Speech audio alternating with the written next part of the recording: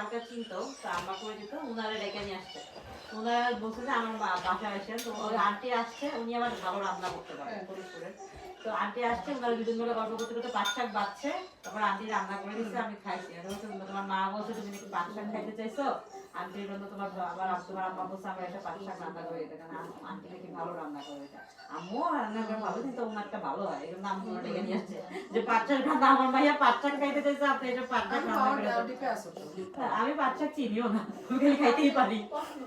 আমি পাট শাক চিনি না ঠিক মতো, বাট আমি পাট শাক খাইতে পছন্দ করি। ভালো আমার সব শাক পছন্দ। আম্মু সবসময় পালং শাক, আলু আর সিম আর চিংড়ি মাছ এটা রান্না করতে, এটা আমার খুবই পছন্দের। আর হচ্ছে লতি চিংড়ি।